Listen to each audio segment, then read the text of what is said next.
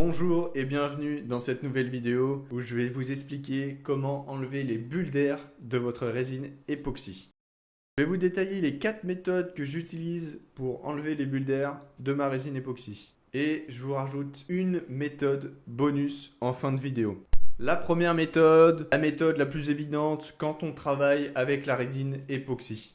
Je parle tout simplement du mélange de votre durcisseur et de votre résine. Lorsque vous allez les mélanger, essayez d'incorporer le moins d'air possible. Ce ne sont pas des blancs en neige. Il faut y aller doucement, sinon vous allez avoir beaucoup, mais beaucoup de bulles d'air dans votre résine. Mélange le plus homogène entre le durcisseur et la résine pour que notre réaction se passe le mieux possible. Et bien sûr, on est toujours obligé d'avoir un petit peu d'air dans le mélange. On ne pourra pas avoir un mélange sans bulles d'air. La deuxième méthode, c'est pour ceux qui ont le budget illimité. Très clairement, c'est pas tout le monde qui va pouvoir se payer cette installation. Je parle d'installation parce que il faut avoir chez soi une machine à faire du vide. Et oui, donc le principe, c'est vous allez mettre votre pot de résine sous une cloche et vous allez faire le vide dans cette cloche. On va donc aspirer toute l'air contenu dans cette cloche et donc les bulles d'air contenues dans votre résine vont s'évaporer, vont partir et vous aurez une résine totalement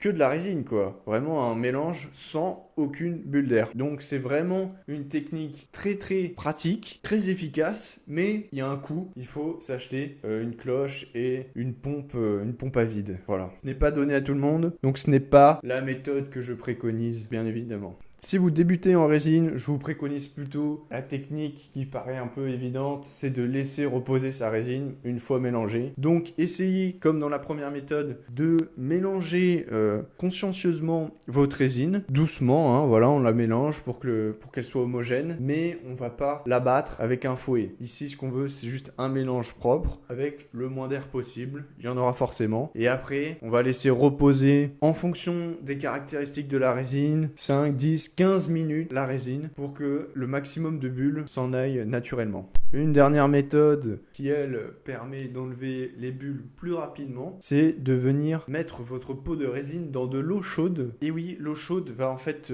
accélérer la réaction exothermique de la résine. Donc la réaction exothermique, c'est une réaction qui va dégager de la chaleur. Au début, elle va fluidifier la résine. Et comme la résine sera plus fluide, les bulles d'air pourront s'échapper plus facilement. Donc vous allez chauffer l'eau, vous mettez votre pot dans la casserole remplie d'eau et vous laissez 5 à 10 minutes pour que toutes les bulles d'air s'en aillent. Le risque avec cette méthode, c'est que en accélérant le rythme et la réaction exothermique de votre résine, la vie en pot, donc la durée à laquelle vous pouvez utiliser la résine une fois qu'elle est dans le pot avant qu'elle ne durcisse totalement, et bien cette durée de vie, elle va diminuer puisque vous accélérez le cycle de durcissement. Donc moi je l'utilise personnellement pour des petites quantités, parce que quand vous avez des petites quantités, vous avez peu de risques d'emballement de la réaction chimique et de durcissement très rapide en 10 minutes. Alors là, ça vous laisse du temps pour la retravailler après et l'appliquer à votre souhait. Donc c'est une méthode qui est pratique, mais qui n'est pas à utiliser dans tous les contextes. Maintenant, on arrive à mon astuce bonus, une astuce qu'il faut utiliser en fait, j'ai envie de dire presque à chaque fois, on pourrait l'utiliser à chaque fois, c'est le fait d'utiliser une flamme, donc soit via un briquet ou un chalumeau, lors de la finition de votre résine. Voilà, vous avez par exemple une résine de coulée, vous l'avez donc